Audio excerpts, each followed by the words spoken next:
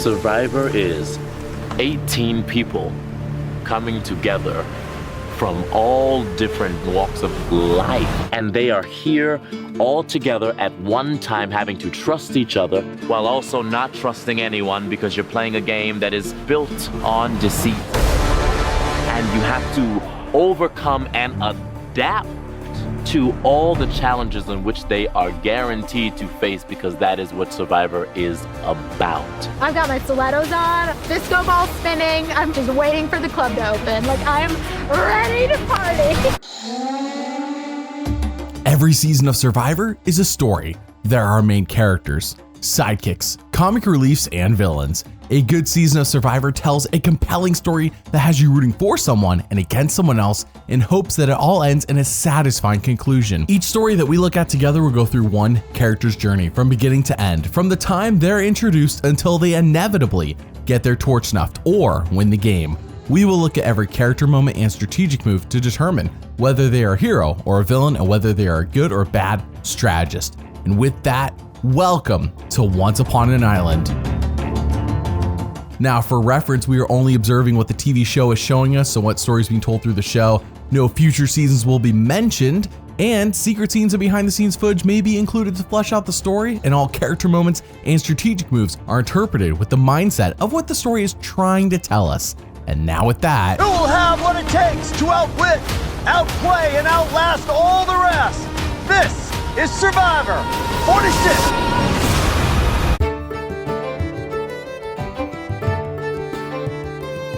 It's the budget era of Survivor. Of course, there are 3 tribes and 18 players. What else is new? Oh, a sprinkle of Fiji for the 14th time in a row? Daring today, aren't we? Kenzie Petty is a 28-year-old salon owner from Charlotte, North Carolina, who is one of 3 people Survivor had do preseason interviews on TV that you can find on YouTube. The other 2 players are Ben and Maria. I don't know if this means anything, but I am throwing it out there. Kenzie says, "I am here to party." Okay, Rod Kimball. Now, we all know how seasons 33 through 44 spoiled the winner in the opening moments of the show. I covered that in depth in my Survivor 44 Secrets video. The editing team knows this as well, so they nix the Matt chat completely this season. Jeff just does a speech where he says, "One of you cannot win," which cuts to Kenzie shaking her head yes. The opening theme song also shows Kenzie right before the logo in gold, which no one else gets. Interesting. Her tribe loses the opening challenge and it isn't even close. She is on the purple Yanu tribe, and back at their camp, they are forced to do the sweat task to hopefully earn their camp supplies. Now, this task involves filling up 2 urns over several hours with water. Q and Jelinski volunteer to do this, and that's when Jelinski tells us, "I'm the monster." Jelinski is the monster. If I let you get down, we both fail. And I don't plan on failing. So we call it quits.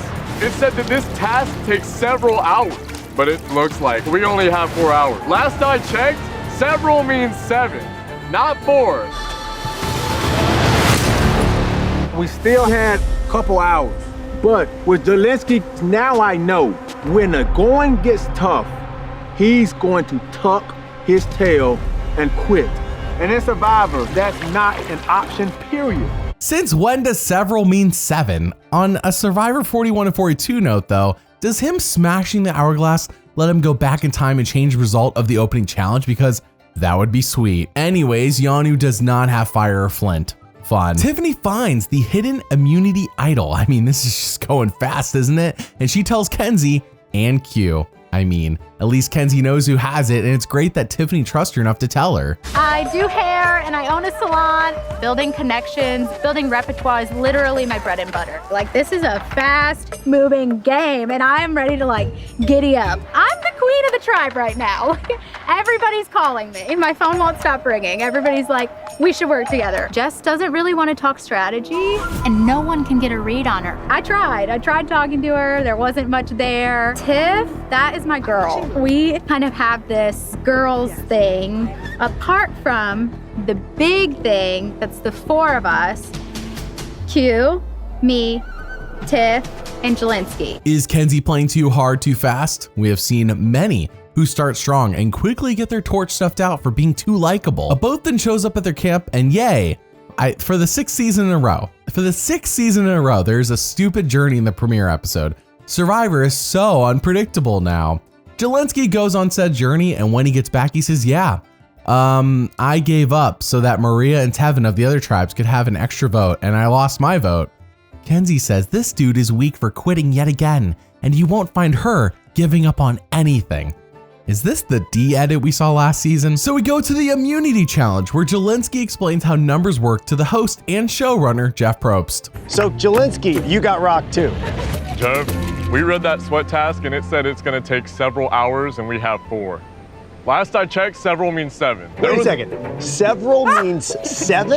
Several means 7. It's a part of the word. Several means 7 in my book. Got it? Several means 7 in Jelensky's book. You heard him. Several means 7. Get it right, people. Jelensky and Jess blow the immunity challenge puzzle hard, as they clearly needed a several-minute lead to have any chance. And back at camp, Jelensky lays down while everyone else talks strategy. Amazing. At Tribal Council, Jelensky says, I don't give up on anything. And everyone's like, what? What are you talking about? You do that all the time. But what is worse is that Banu can't keep his mouth shut and confirms that they are voting off Jelensky right in front of him. Dude is not supposed to know that, Banu. So they all go to vote, and First person voted out of Survivor 46. Jelensky. Jelensky, the tribe has spoken. that is it for the premiere, and so far we've seen that Kenzie is a social player on a tribe that has bigger, more dramatic characters than her. However, her social threat could quickly put a target on her back that she may never shake off. And believe it or not, everything I make on this channel is chosen by you all on Patreon, link in the description. Patreon is free to sign up for, and that's where I give updates, post videos early, and have you all pick what I make. Link in the description. You can cancel anytime, and there is a 15% discount if you do sign up for 1 year. Thank you for your support.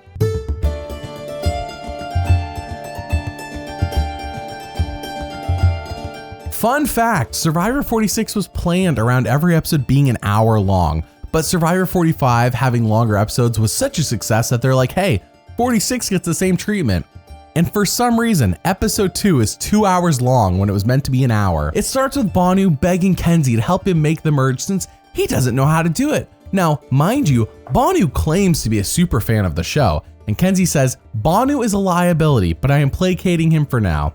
We then see Q and Tiffany talk about Kenzie being a social threat. Yeah, I called it, and she may need to go. Cut to Kenzie crying. I mean, there's just a lot going on. Like, I haven't slept.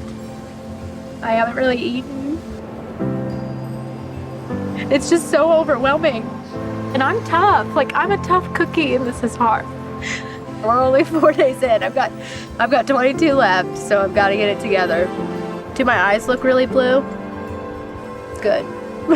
They always look really blue after I cry. Now, we are clearly meant to empathize with Kenzie and Tiffany on this tribe, by the way. Like, every turn, the show always backs them up. The storytelling paints Banu as crazy, and Jess is just sucking, with Q having some pros and some cons. Keep that in mind. Kenzie then offers a final 3 deal with Jess and Banu, who say yes to her face, and then as she's walking away, they're like, oh, we need to vote her off. Ouch. Jess says when it comes to Kenzie, it's hard to tell if she's being authentic when she's trying to connect with you, or if that's just something she's natural at because of her job and therefore it's fake. They then go to the immunity challenge that lasts so long, we have a commercial break in the middle of it. I know you're thinking, wouldn't it be funny if I put a commercial break here? And I thought about it, but it's truly exhausting to watch in the show, and I'm not gonna do that to you. Especially as Jess is seen as the problem, despite Banu freaking out and not being able to spell the word persistence. They lose. Duh. And Kenzie says, sure, Banu sucks, don't get me wrong, but Jess has got to go. Okay. Kenzie then makes a fake idol to trick Jess. Tiffany tries to lead Jess to this fake idol that they planted in the jungle, and Jess cannot find it. And Tiffany's like, I don't know what to do with this girl. I literally led her to water and she wouldn't drink. All the while, Kenzie, Tiffany, and Q make fun of Jess and how inadequate she is. I mean, they do it all the time, and it sounds super mean, right? But the show presents it in such a way that you're meant to agree with them. Jess sucks. That's what the show tells us. Kenzie and Tiff lie to Jess that Banu is going, but then Jess snitches this info to Banu. Oh, and Q hands her the fake idol and she thinks it's real. At Tribal Council, Banu again cannot keep his mouth shut and reveals that Jess is going tonight. Great. Just great. Why isn't Banu going again? So they all go to vote, and Yeah, I'm going to play it for myself. For yourself? Yeah. Okay. This is not a hidden immunity idol. Any votes cast for Jess will still count. Second person voted out of Survivor 46, Jess. Jess, the tribe has spoken. wow, this Yanu tribe sucks hard. Not as bad as Lulu of 45 in my opinion, who had 2 quitters, but pretty bad nonetheless. Back at camp, Banu is confused as to how Jess got a fake idol and how he received a vote. Is it really that confusing, Banu? How is this guy a super fan of the show? Does he not understand how Survivor works? Kenzie, Tiff, and Q try to coach Banu on how to keep his mouth shut and how he doesn't have to reveal everything in his brain. But Banu doesn't get it. Always sweet Kenzie, how she portrays herself. She's like this mermaid dragon. She's like a very beautiful, sweet, kind mermaid. But when you look behind the rock, it's a big dragon tail. That's Kenzie. I said like, hey, can I work with you? And she's like, yeah, I can work with you, but you have to tell me the plan. So if you have a plan, then let me know and then we can work on it. Mermaid, dragon. Remember that. I wonder where the title of this video came from. They lose immunity again and Banu gets to go on a journey with Ben and Liz where he paints Kenzie as the mastermind of Yanu and spills all the information about their tribe. Wonderful, just great. Can anything go right for them? The answer, no. As Q says, I didn't deliver, and for me, that's not acceptable. So tonight at Tribal, I'd rather it be me than like somebody like Banu. what is Q talking about? Why is he trying to quit? Why would he want Banu to stay over him? What is it with this tribe? Banu then returns from the journey, lies, and everyone believes him. Oh, so now Banu knows how to lie. Great, just not when it matters. Q then tells Tiff they should vote off Kenzie, who can actually win over Banu, who is a goat. But then in a twist, Random was pulled from the game. He's had a nerve situation. There was a lot of concern. So for, his well-being, we had to pull him from the game, which means one person's loss is another person's gain. No tribal council tonight. wow, saved by a medical evacuation. Not but 2 seconds after Jeff leaves, by the way. Like as Jeff is walking down the beach, as you can see. Banu admits that he lied to them and told Ben and Liz everything about their tribe. He then says, I'm just out here to win 1 million hearts, not $1 million. This is the final straw. Banu is next. He is annoying and a massive liability, and I am underselling Banu. I mean, he is so annoying. Kenzie says Banu is a toddler that you have to constantly remind not to do something because inevitably he's just gonna do it again and again. She's speaking for the audience here. She does that a lot, by the way. Banu then begs Kenzie, like a needy child, to teach him how to play Survivor. Mind you, he is 12 years older than her and a self-proclaimed superfan that's seen every season. And he's asking her on how to play Survivor, and he just burned Kenzie to Ben and Liz, and he told her, like, So obviously she snaps and says no, and Banu's mad at Kenzie. Kenzie then says, I guess I gotta apologize to the guy, which she does, and he accepts it, but Yanu loses immunity again.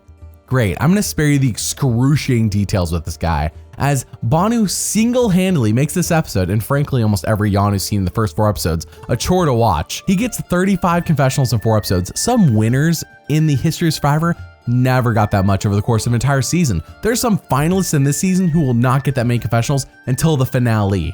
That is just wild. He doesn't have a vote, and he doesn't have an idol, so he cries to his tribe, he begs to his tribe, and he blames God for putting him on Survivor, like God forced him to apply to the show or something. It is excessive. It's like the 5 stages of grief, but annoying. So at Tribal Council, Banu, the tribe has spoken. But for my 2 cents, if we had the chance to go back and do this again, I'd put Banu on the show instantly, because that is the kind of authenticity that we are desperately seeking. But here's what I would say to future players. I'm going to put my Survivor professorial hat on right now. Oh. But if you found yourself only critiquing Banu and making fun of his emotional outburst and his desire to win 1,000,000 hearts when there's $1 million on the line. And you found yourself asking, how did this guy get on the show when I can't get on the show? Well, you have your answer. You're just not self-aware enough to see it. He's literally like a toddler, like when the oven is hot and you're like, don't touch the oven. And he does, and then he cries. That last bit, that was Jeff on the official Survivor podcast. I want to know, do you agree or disagree with Jeff? I would love to know. Episode 5 sees the Yanu 3 still getting too much screen time, in my opinion, as we focus on how they have not had food or fire for 10 days. Kenzie cries with emotional music to back up what she is feeling. And that is when Q says, I might. What? I might. Stop. Don't say that. Are you serious about that? Yeah. Like you would just want to go? It's not giving up. It's accepting. Let's just win. It's tempting to just give up and go home, but I would never do that. The reality of the situation is this: regardless of the conditions, I'm willing to pass out and die before I quit. But I don't want Kenzie to know that, because if we have to go back to tribal, I want Kenzie comfortable so she's not gonna play her shot in the dark. Q, can you stop trying to quit just for one episode? My goodness, this tribe is giving Lulu a run for its money. Tiff and Q then dunk on Kenzie for always walking in on their conversations and asking what they're talking about. A very normal question to ask, but the montage the show edits together is meant to convey that Kenzie's being ridiculous and a bit annoying. Interesting. We then go to the immunity challenge, where Last tribe to finish, otherwise known as The losers. I thought they might say Yanu. Yeah, don't be dirty. I'm just saying. Brilliant, Jeff, brilliant. They finally win immunity and Flint, with even more time spent with them glamorizing their success. I mean, can we take a break from Yanu? There's 2 other tribes here, show. There's 2 other tribes. The storytelling is obsessed with them. And the other 2 tribes just get shafted so often. Hint, hint, wink, wink. I mean, I cannot believe they're getting more camp life shown, despite another tribe going to tribal this episode, instead of them for once, and yet we still are spending time with Yanu. Do I sound annoyed? It's because I am. So we go to episode 6, where they finally get the note indicating it is the merge. All right, the merge sees Yanu with 3 members, while Siga and Nami, the green and orange tribes respectively, having 5 each. Kenzie says, I am a seasoned cast iron skillet, while the other tribes are fresh newbies. I have the advantage. What is most important is that Yanu sucked so hard in the pre-merge, as you could tell by how annoyed I was, that no one pays them any mind. It's a positive, weirdly enough. Everything seems to be Siga versus Nami. Siga is a tight-knit group, where Nami is like drama central, largely due to Tevin and Venus. But who cares about that? I can finally introduce you to the one, the only, Liz Wilcox. I'm Liz Wilcox, and I'm allergic to everything. Everything edible, anyway. I am allergic to all the fruit here and the coconut. I teach people how to write emails and make money on the internet. Very cool. I've owned 4 companies. I currently own 2. I've sold 2. Oh, she sold them too. Yeah, I'm pretty awesome. I don't know if you said Liz, but did you ever say that you would like remarry? Maybe. I cannot imagine the person that would marry Liz. Oh. I don't mean this any type of way, but there is a special type of man who can deal with someone making so much money and not actually needing them. Is she actually rich? Who knows? Does she constantly boast about her wealth way more often than I'm going to show you in this video? Yes! We then get the tired earn the merge challenge, where everyone is split up into 2 groups and all of Yanu is in the stacked group. Nice. They win immunity with Kenzie crushing her portion, and Kenzie says this is an underdog story for her and Yanu. She started off on the garbage tribe and now the game will be theirs for the taking. We shall see. We then see Tevin tell everyone to not trust Venus, which seems to be the general consensus from everyone from her tribe. No one likes her. So that is who Nami wants out. But then Siga will not throw out a name. That's kind of the deal right now. Both tribes need to throw out a name to like, see, what are we gonna do? And Siga just like pulling teeth here until Tim half-heartedly says Mariah. Back at camp, Venus is mad that people want to vote out Mariah over her. Let me repeat that. Back at camp, Venus is mad that people want to vote out Mariah over her. It's not because she wants to quit, it's because she doesn't want a woman to go. She says we should be getting out Charlie. I am dumbfounded. Venus should be keeping her mouth shut when somebody wants to vote out someone who isn't her when she's on the block. It's So they all go to vote and Mariah played or shot in the dark, which means there is no vote in here from Mariah. Mariah, if this scroll says you're safe, any votes cast against you will not count. If it says you're not safe, all votes cast against you will count. Mariah, you are not safe. 6th person voted out of Survivor 46. Mariah, the tribe has spoken. We now move on to episode several, where Charlie tells Venus he voted for her, and now she hates him more. Amazing. We then see Ben have a panic attack at night, but the scene isn't really about Ben, it's more about Kenzie being there for him and supporting him, showing just how kind she is and possibly foreshadowing Ben paying her back later. The scene would not have been about Kenzie otherwise, in my opinion. They then get a note saying this upcoming challenge is about balance, which has Kenzie stating that she stands all day at the salon, but she can't really balance. So of course, at the immunity challenge, Kenzie wins immunity! Congratulations. Thank you so much. Individual immunity is yours. oh, and did I mention they're doing that stupid split thing again, like where everyone's into 2 groups? When will we just have a normal merge episode where everyone can just vote for everyone? Is that too much to ask? So everyone split up into 2 groups, and thankfully the group that Kenzie's in, she won immunity. She also has Q and Tiffany with her. So it's really gonna come down to, do they wanna vote off Hunter, Ben, or Tim? Now Kenzie says, I didn't think I was going to win that challenge, but I know I'll never quit. We then cut to Q telling us he threw the challenge to test his alliance. Perfect, Q, I have no notes. We then see Ben trick Q. Q falls for it and tells Tiff and Kenzie what he learned, and they're like, obviously Ben's lying. Obviously, but Q doesn't get it. So do you want him? If you don't shut your ass up, he's gonna come back and be like, vote me, yo. I've decided. Oh God, I'd be like, okay, boy. I love how this season people are not afraid to make fun of each other. I love how they're just digging at each other. Bye-bye, Kumbaya Survivor.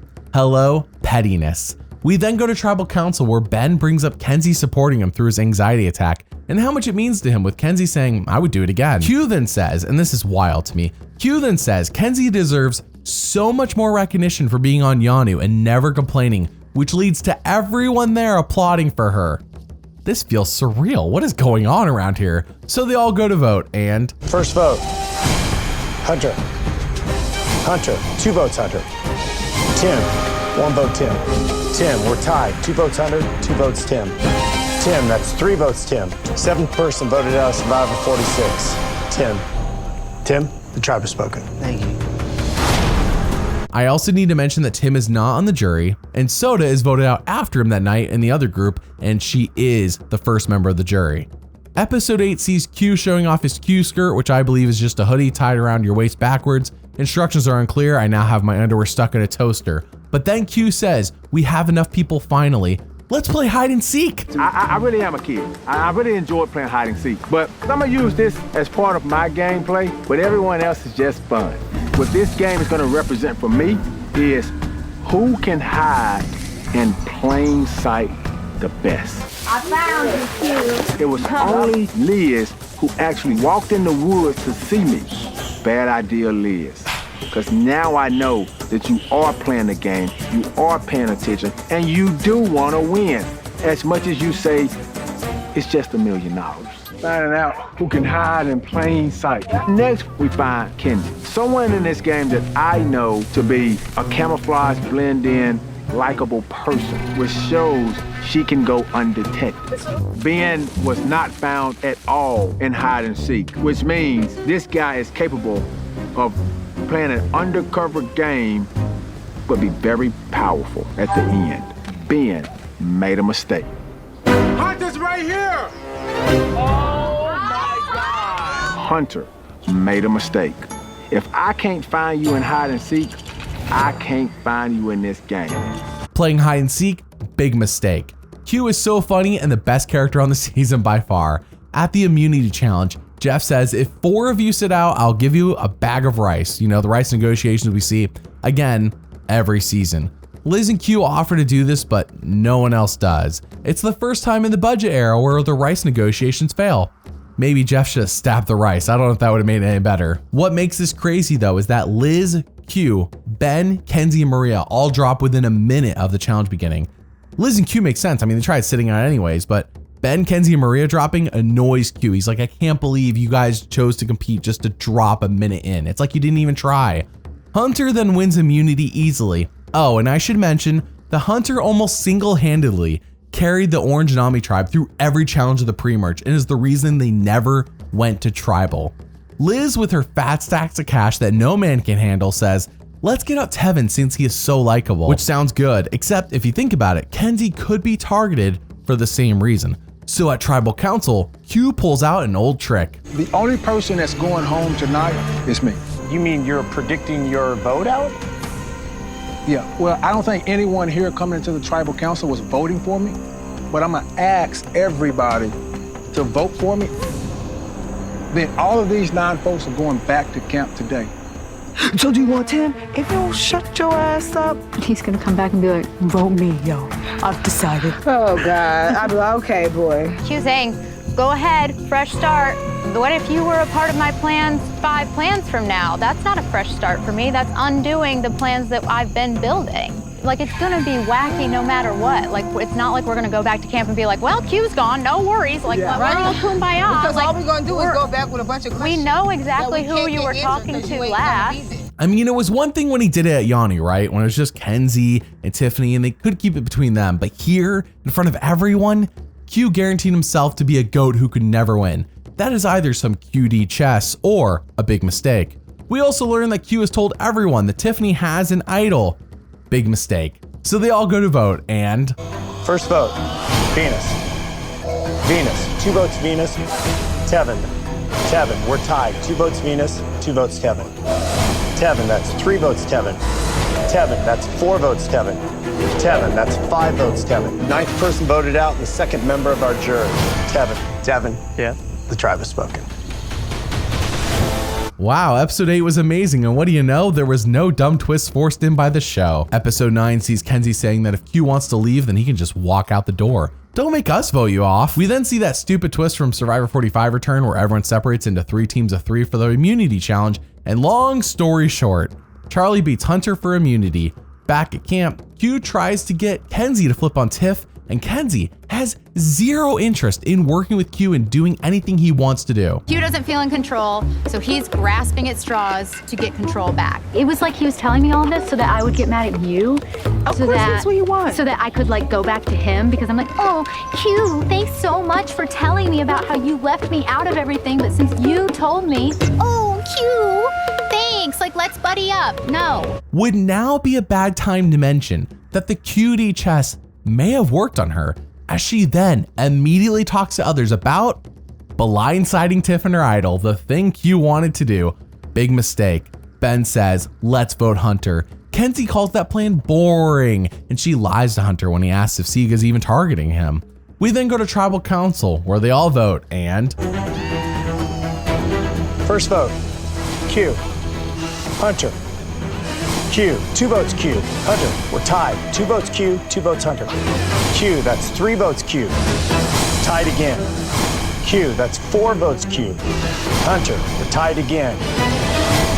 Ben, we're gonna re-vote. You can only vote for Hunter or Q.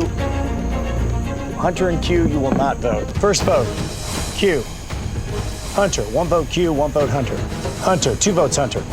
3 votes Hunter, 1 vote Q. 10th person voted out and the 3rd member of our jury. Hunter, the tribe has spoken. Yes, they have.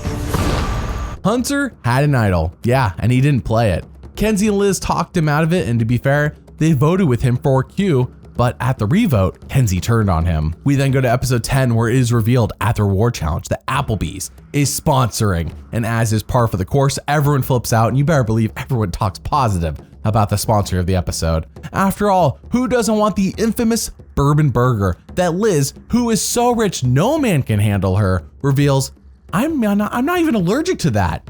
Even though she is allergic to gluten, don't ask questions. She says every Wednesday, her and her daughter go to Applebee's. Ah, I didn't know Applebee's was rich people food. Where are my manners? Q wins reward, and Jeff says you can take 3 people with him. So he takes... I'm gonna choose Tiff. Tiff, come on over. The next choice I'm gonna make is Maria.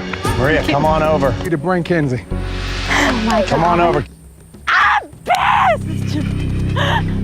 Y'all say you ain't gone without eating? I see you eat every day! Q, you almost blew up my whole game! You overshadowed everything I was trying to do! And I said it's cool! I didn't say nothing! I don't even want to be around y'all! I'm just cute! You blew up my whole freaking spot! I didn't even know about the damn split vote last night! But Liz, you voted for me last night, so... That is some real cutie chess. Big mistake. Even on reward, Q expresses that I don't care Liz didn't come with me because she voted for me at the last tribal twice. Fair. Kenzie says it was still a cold-blooded move, and if she was in charge of picking, she would have picked Liz. What makes this better is that everyone is so full that they cannot eat the coveted bourbon burger that Liz loves. I mean, no one touches it. They're too full. So when they come back from the feast, they tell Liz this. They say, we were so full we couldn't eat the bourbon burger, Liz. And... oh my God, I couldn't even eat the burger. I'm lactose intolerant, but I ate the milkshake anyway. I mean, shut up.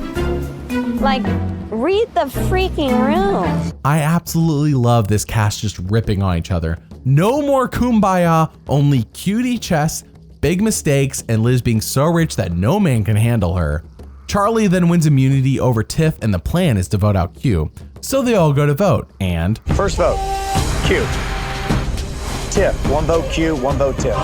Q, 2 votes Q. Tiff. Q, 3 votes Q. Tiff, we're tied. Tiff, that's 4 votes Tiff. 11th person voted out, and the 4th member of our jury. Tiff, need to bring me your torch. Tiff, the tribe has spoken. Thank you. Oh, did you notice Kenzie was not in on that plan, and Tiff makes the 3rd person this season to not play her idol and be voted off. Jem did the same thing in the pre-merge, but she was on Sega, so we didn't see it. We are now down to the final several, and Kenzie is confused as to who left her out of the vote. The answer? Maria. Maria did not want Kenzie to get any credit for knocking out Tiff.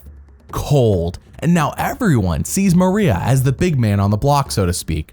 Liz even wants her out right now, and Charlie's like, you know what? I can join in on that plan, even though Charlie is Maria's number 1, has been her number 1 all game. Nice. But with 2 idols voted out of the game, people know there has to be 1 idol out in the forest, right? Let's go look. As Kenzie looks, she notices Venus is barely trying, and Kenzie's like, Venus is so lazy. She just wants to watch one of us find the idol. Plot twist. Venus is not lazy. She already found the idol, and Kenzie has no idea. We then see Maria win reward and immunity, and she can take 2 people with her to eat pizza, and Jeff even clarifies there is a gluten-free option on the pizza. Liz is straight up sobbing, as she hasn't eaten anything like all season. She's allergic to everything, by the way, like even coconuts. It's insane. How'd you even get on the show? And Maria says, how about this? Q and Liz, you can do rock, paper, scissors for this reward. Q wins, and there is silence. People are mad, and even the usual chatty Jeff seems somber. It's a wildly evil move by Maria to do this. I am shocked. Maria's like, Liz and Q play rock, paper, scissors. What? Liz has made it very abundantly clear that she's starving. If you just want to take Q because he's your number 1, just say that. Don't be like, oh, I want to take care of the people who haven't eaten and then take the guy who just ate. Makes no sense. My jaw, I'm still picking it up off the floor. As usual, Kenzie's the voice of the audience watching, and despite having no role in what just happened, I mean no role whatsoever, the show feels the need to have her thoughts conveyed to us over anyone else. Q even says picking him over Liz was a big mistake by Maria, but he doesn't mind. Kenzie wants Q out, and Charlie says it's the Taylor Swift's honest truth because yes, Charlie really does talk like that all the time. I mean, he probably brings up Taylor Swift like 100 times in the show. He even at one point goes into a song naming battle with Ben. Ben does Metallica, and Charlie names over 100 songs easily, and he beats Ben. It's It's a whole thing. Charlie says, I would rather vote off Venus to be safe tonight. And Kenzie says, Charlie's being a baby by sitting on his hands. Everyone then votes at Tribal and... First vote, Q. Kenzie. Venus. Venus. 2 votes Venus. Venus. That's 3 votes Venus. 12th person voted out. The 5th member of our jury. Venus. Venus. The tribe has spoken.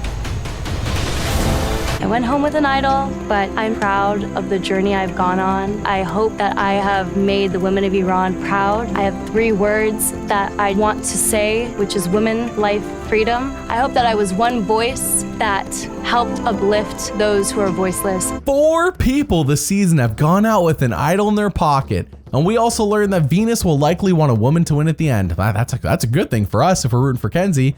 Q says, how dare anyone think that they can vote him off? If that were to happen, they would have to cancel Christmas, which I am unsure the logistics of how to cancel Christmas, but it might require some QD chess or a big mistake. Kenzie then wonders who wrote her name down, and Ben says, I did, and it was totally unintentional, dude, like I blanked out. Kenzie says, I don't really buy that, but I'm not gonna push the issue because what positive thing can come out of pushing the issue? Ben then has another anxiety attack that night, and again, we see Kenzie soothe him. Oh boy, I wonder if this is foreshadowing him paying her back later. Charlie then wins the reward challenge, which includes Chinese takeout that Liz says she can eat. Again, I'm not asking questions, and letters from home. He takes Kenzie and Liz, and Maria is sobbing. She is bawling that she did not get reward. Boy, oh boy, how the tables have turned. Maybe she should have played rock, paper, scissors for a spot. But while on said reward, I have no idea what's going on with my parents. I have no idea what's going on with my business. I have no idea what's going on with my fiance.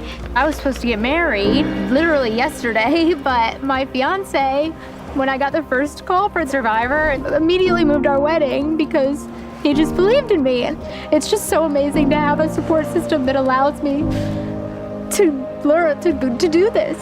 You know, like I'm used to being in charge. I'm used to like controlling everything, and I'm used to being like a perfectionist, and relinquishing that control was a big lesson for me to even come out here.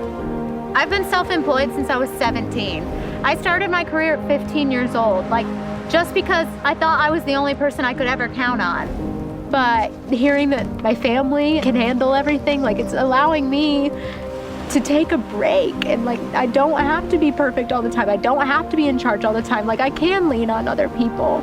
The unnecessary emotional backstory that is actually a storytelling requirement to win the game in the new era. Seriously, every winner in the budget era gets one. Mere seconds after Kenzie gets one, Charlie gets one as well, because so far the show is conveying that Charlie is right there side by side with Kenzie on who could potentially win this game.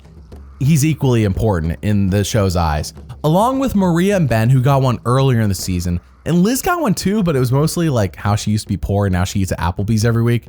It felt kind of like a sponsored emotional backstory. We then see Q find an idol back at camp, and he knows it would be a big mistake to not play it. Maria then wins her 3rd immunity challenge, and since Q has the idol, things are not looking good. But Kenzie, Ben, Charlie, and Liz don't even know Q has an idol and are targeting him anyways.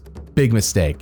Q and Maria try to tell Kenzie to target Charlie, and Kenzie says, oh, yeah, of course I'm gonna go for Charlie. But obviously she's not doing that. We then go to Tribal Council, where... First vote, Charlie. Q, 1 vote Charlie, 1 vote Q. Charlie, 2 votes Charlie. Q, we're tied. Q, that's 3 votes Q. 13th person voted out and the 6th member of our jury. Q, the tribe has spoken.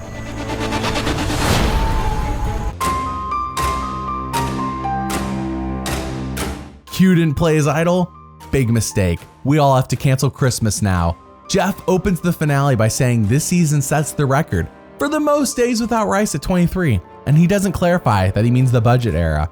So he's inaccurate, as season 4 actually had no rice, mush, corn, or any food given to them by the show. They went 39 days with whatever they could find on the island or in the ocean.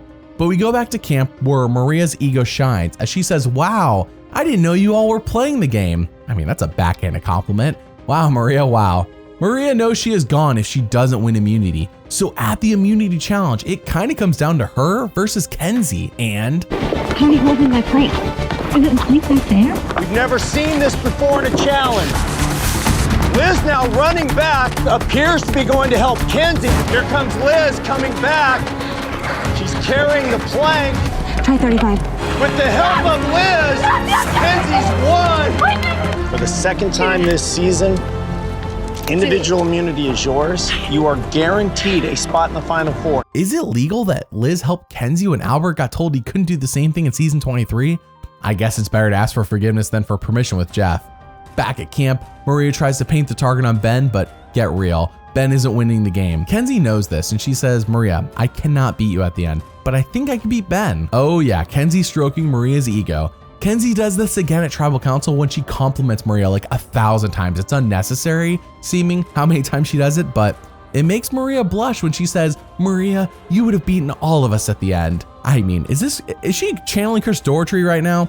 It isn't a bad idea. I'm not knocking her, I'm just saying it's a little excessive in comparison to what she normally does. But I will say Maria and Charlie have been #1 allies all game, even comparing themselves to Malcolm and Denise, so Maria is likely to vote for her buddy at the end if Charlie gets to the final 3. So they all go to vote and... First vote, Ben. Let's go! Maria, 1 vote Ben, 1 vote Maria. Maria, 2 votes Maria, 1 vote Ben. 14th person voted out, the 7th member of our jury. Maria. Maria, the tribe has spoken. Thank you. We go back to camp where Ben has yet another anxiety attack, and again Kenzie soothes him. They left this in the show. It seems like overkill in the storytelling at this point, but the point has been hammered. I get it, show, I get it. We then go to the final immunity challenge where Liz is not competitive and Charlie and Kenzie actually commit blunder after blunder until, funny enough, Ben wins. Wow, back at camp Ben says for sure Liz is making fire, but I don't know whether to have Kenzie or Charlie face her. Kenzie wants no part in the fire making, and I think Ben owes her one after all the nights she has soothed him. So at Tribal Council, Ben pits Liz against Kenzie. What? Charlie's clearly better at fire making, by the way. What was all this set up by the show for, just for Ben to put Kenzie against Liz in fire anyways? So they all go to compete and... All right, this challenge is on. Forget about setting a record. This is about being faster than the other person. Who can make fire fastest and get it to burn hot enough, long enough to burn through that rope? That is a fire that's gonna get you a spot in the final 3. And there it is, Kenzie's done it. She has earned the final spot at the final 3. Ooh, tomato, tomato. Liz, the tribe has spoken. I want to point out that during the fire making, we see Tevin, Tiffany, and Q openly root for Kenzie to beat Liz. Interesting. It is now day 26 and everyone is eating their final 3 breakfast. Kenzie says my game has been all about adapting and claims I was a big part of why others were voted off and I beat Liz in fire making. We also hear from the jury, which has Venus stating that no one has ever said a bad thing about Kenzie, which is true, except Banu, but who listens to Banu?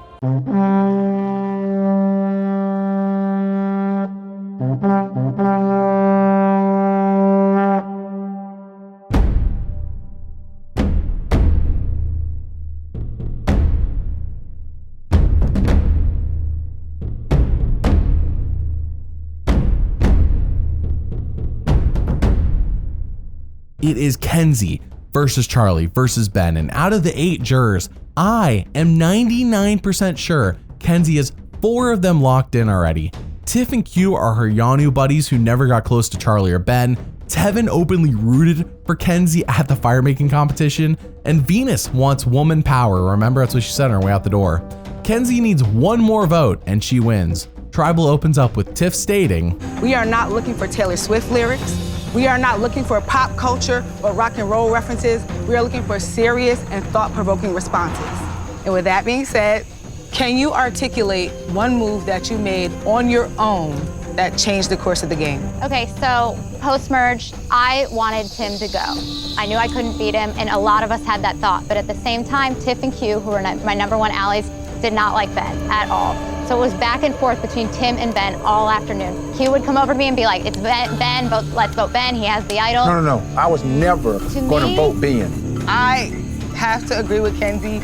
We went back and forth several times between Tim and Ben that day in the woods, which is why I also was upset. Y'all did, right? No, you did. No. Who does? When I was playing with someone like Q, I can't fight with that. Obviously, he doesn't remember what he says to me. You know what I mean? So I had to play in a way that Q would hear me and think it was his idea. I love how Tiff just like says Charlie and Ben, do not be yourselves. Awesome. She is clearly vocally supporting Kenzie, which is great to see for our protagonist. We then see Hunter credit Kenzie for selling him on not playing his idol at his tribal, and that's why he was voted off. Venus then asked them to explain one bad thing that happened that they turned around in their favor.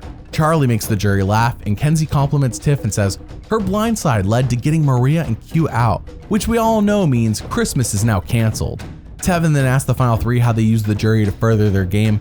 Kenzie says having to placate Q right before I stabbed him in the back, it led to him not playing his idol, which is accurate. Hunter then asks who Kenzie would have put in the fire-making competition had she had the power that Ben had. Kenzie says, I would have put myself against Liz. Press X for doubt on that one. Kenzie was crying and asking Ben to not put her in fire. Soda then says, you each have 30 seconds to explain to me why you're not all just a bunch of followers. And she is serious, by the way, about that 30-second rule, as Tiff keeps a mental timer and cuts them all off. I counted that Kenzie and Ben got 29 seconds, whereas Charlie got 26. Interesting. We then get Q asking them each, what do you plan on doing with the money if you win it? A very, very, very old school question, actually, that sees Charlie and Ben acting like the world would be changed with their $600,000 after Obama takes his cut. But Kenzie keeps it real. I've been in my career since I was 15 years old. Not because it sounded fun. I would have loved to enjoy high school like a normal kid. I couldn't. I started working in salons when I was 15, got my beauty license by the time I was 17, opened my salon by the time I was 24. I opened it to give people a place to work. I don't make any money off of the chairs that I rent out. So this money would be mine for me. I would invest it and I would set up myself so I don't have to be 70 years old doing bang trims on kids, okay? Like, I'm trying to set myself up to have a family and to be able to be financially secure in myself.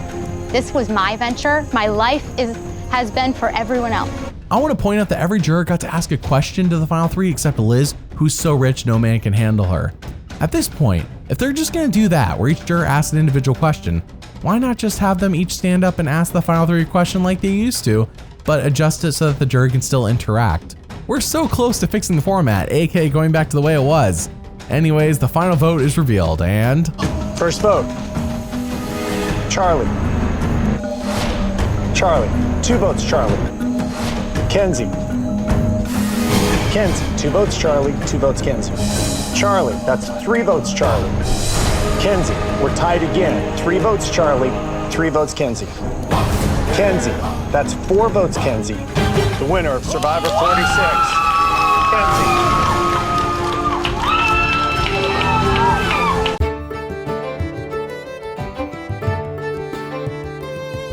So let's break this down. How is Kenzie as a character? Oh, by the way, Maria was the 5th vote. I know you were wondering, who put Kenzie over the top to win the game?